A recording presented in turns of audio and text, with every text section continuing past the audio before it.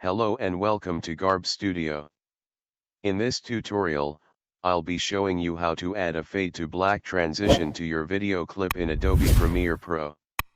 So, without further ado, let's get started. First of all, add two video clips to your timeline that you would like to apply a fade to black transition to. Next, navigate to the Effects tab and type Dip to Black in the search box. Locate the Dip to Black transition and drag it between the two video clips on the timeline.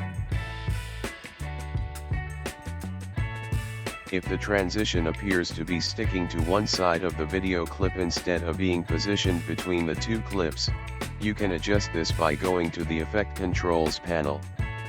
Look for the alignment option and change it to Center at Cut. This will ensure that the transition is positioned properly between the two video clips. Once you've made the necessary adjustments, you should now have a fade to black transition applied between your video clips. This transition will smoothly fade the video from one clip to the next, creating a seamless transition effect. To adjust the duration of the transition, simply click on the end of the transition in the timeline and drag it to your desired length. This allows you to customize the duration of the fade to black effect according to your preference.